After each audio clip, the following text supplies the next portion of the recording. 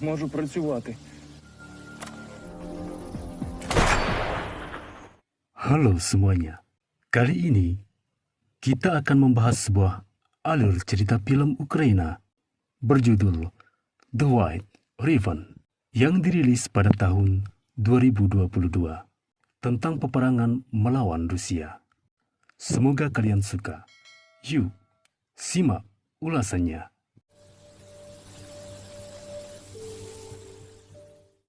Pada tahun 2014 di kota Horlivka, Ukraina, sepasang suami istri, Mykola dan Nastia, tinggal di sebuah gubuk yang jauh dari kota.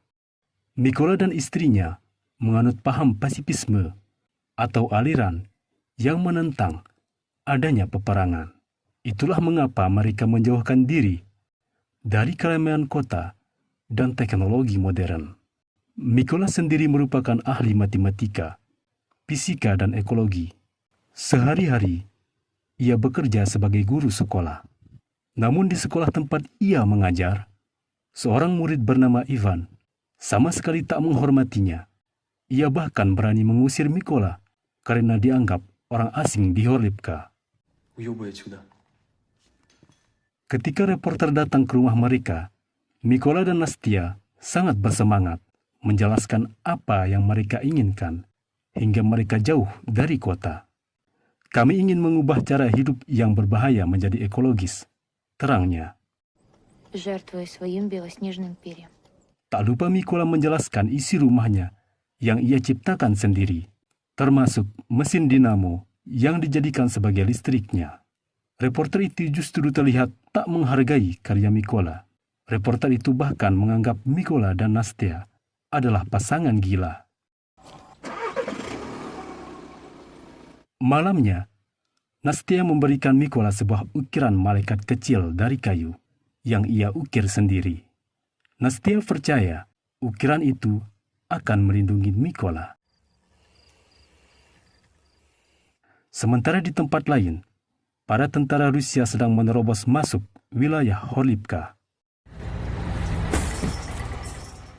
Paginya, seperti biasa, Mykola berangkat mengajar dengan rasa penuh bahagia, sebab Nastia sedang mengandung anaknya. Namun di tengah perjalanan, ia melihat dua tentara berada tak jauh dari rumahnya. Di sekolah, berita televisi menyiarkan bahwa pasukan khusus Rusia sudah berada di Ukraina, termasuk Horlivka, kota mereka.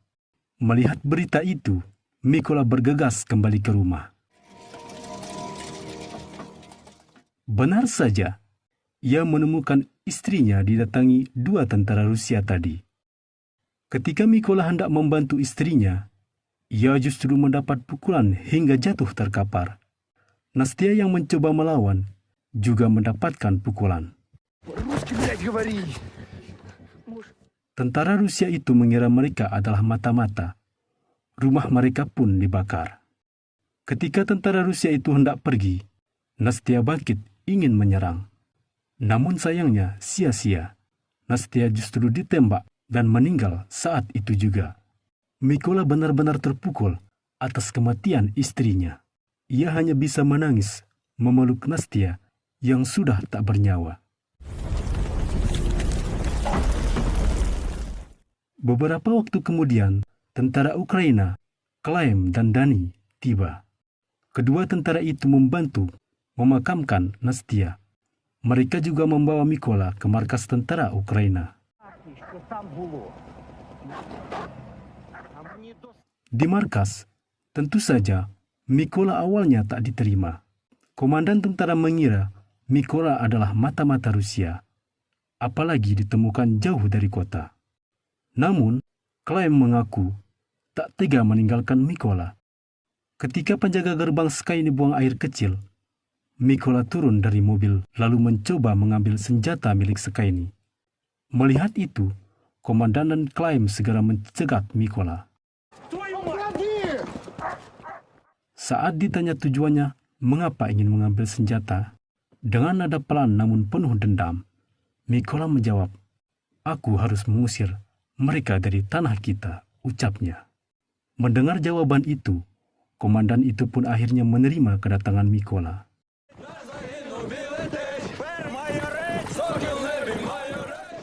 Setiap hari, Mykola mengikuti semua pelatihan seperti para tentara lainnya. Mykola yang lugu juga kini mulai berubah. Ia memperkenalkan diri sebagai Riven.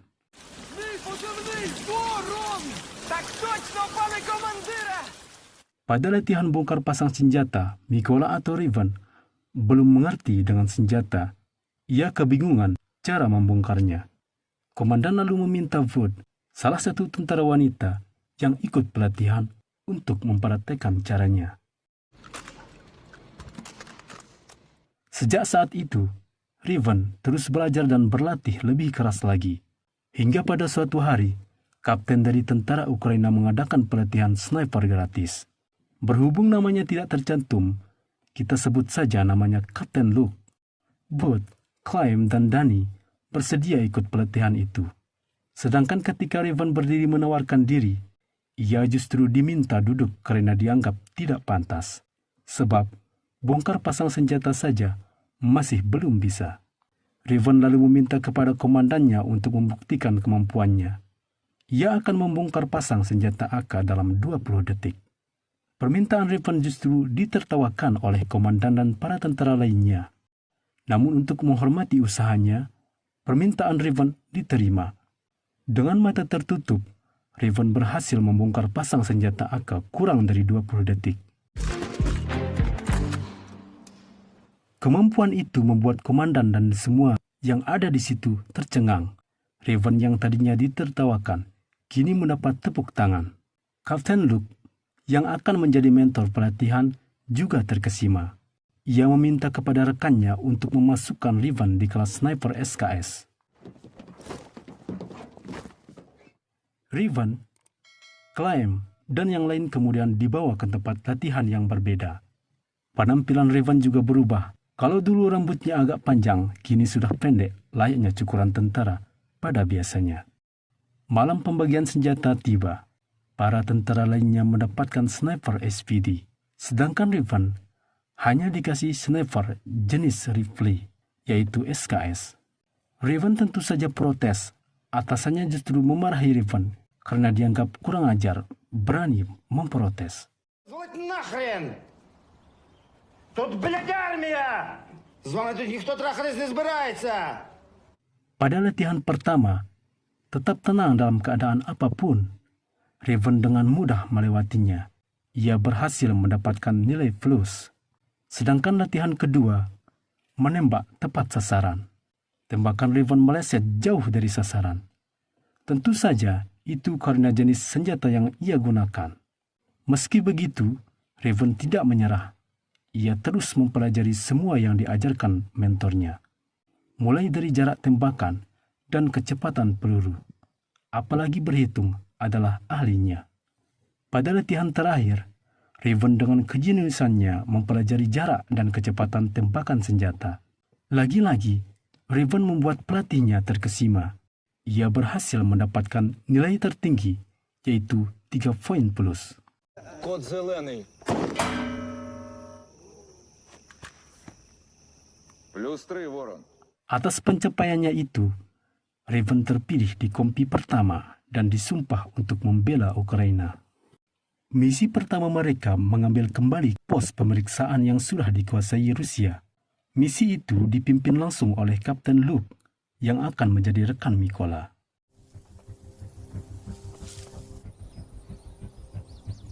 Di lokasi, Riven dan yang lain sudah siap menyerang. Tiba-tiba sebuah mobil warga sipil melintas. Kapten Luke memberi perintah untuk menunda penyerangan. Para tentara Rusia memperlakukan warga sipil dengan sangat kasar. Mereka bahkan sampai memukul seorang perempuan. Geram melihat ulah mereka, Kapten Luke memberi aba-aba untuk bersiap kembali. Riven dan kawan-kawan berhasil melumpuhkan para tentara Rusia itu. Akan tetapi, salah satu dari tentara Rusia berhasil menyandera warga sipil dan bersembunyi di balik mobil. Lagi-lagi, Riven menunjukkan kelasnya. Ia berhasil menembak mati target meski dalam posisi sulit.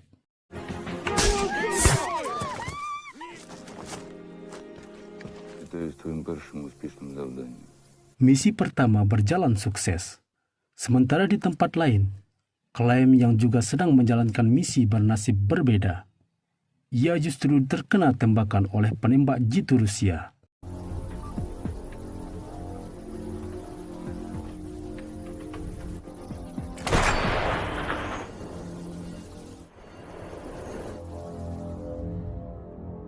Petugas medis mengungkapkan peluru di tubuh Klein seperti bunga. Ada pecahan-pecahan yang menyebar di dalam tubuhnya. Itu artinya senjata yang digunakan Rusia lebih berbahaya.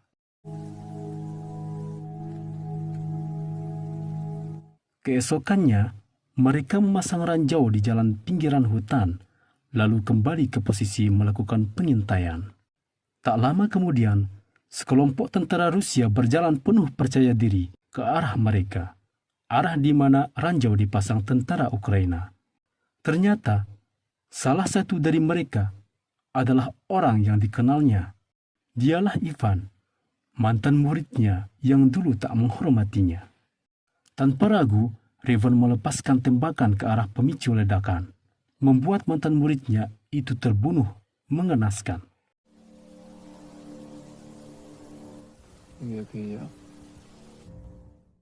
Menjadi seorang militer dan berada dalam situasi perang memang tak pernah lepas dari misi.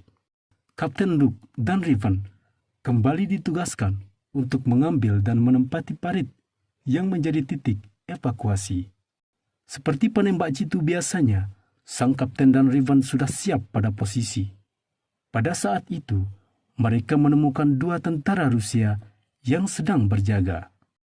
Setelah diperjelas, ternyata kedua tentara itu adalah orang yang telah merenggut nyawa istrinya, Nastya. Revan sudah siap menembak, namun kapten melarangnya. Revan yang penuh dendam dan tak mampu mengontrol emosinya. Ia melepaskan tembakannya dan membuat lokasinya diketahui sniper Rusia.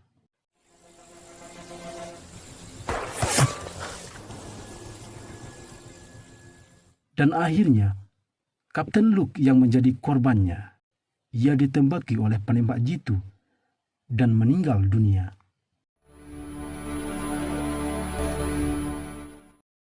Ulahnya itu membuat marah atasannya. Revan diminta untuk menangani sendiri orang yang telah membunuh kaptennya. Hari berikutnya, Revan bergerak sendiri. Menjadi penembak jitu bergerak sedikit sama saja mati. Itulah yang dialami penembak jitu Rusia.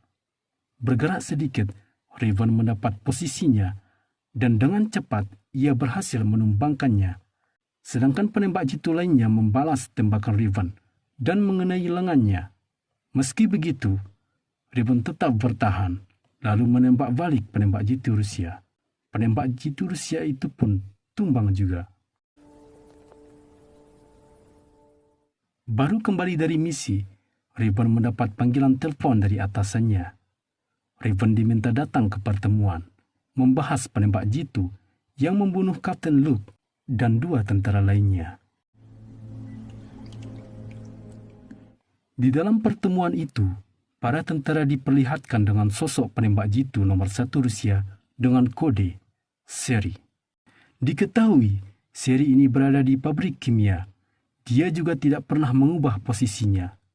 Alasan seri bertahan di situ tentu saja karena tentara Ukraina tak akan pernah berani mengebom pabrik itu. Sebab jika itu terjadi, maka akan berbahaya buat lingkungan. Mereka kemudian mulai mengatur strategi untuk penyerangan. Di misi terakhir ini, Revan memiliki tugas paling berat. Ia harus memanjat gedung yang ditempati oleh seri. Pagi-pagi sebelum matahari terbit, Revan dan tentara lainnya sudah pada posisi. Sedangkan di pabrik itu, ada 3 penembak jitu Rusia dan beberapa tentara biasa yang sedang berjaga-jaga. Revan lalu maju dan menembaki tentara Rusia yang tak sadar kalau mereka sudah terkepung.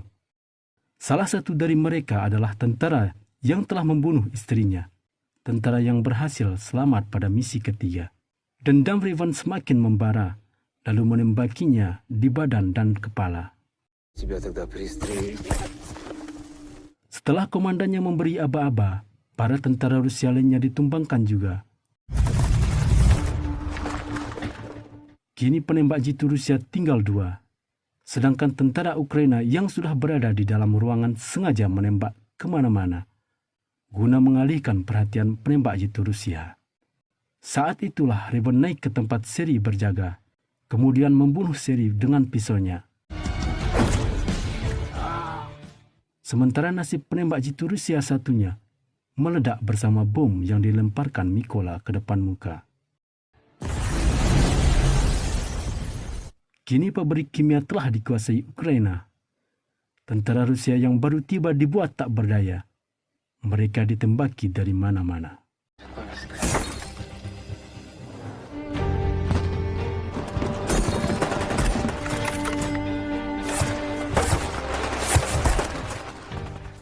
Di film ini, Ukraina berjaya.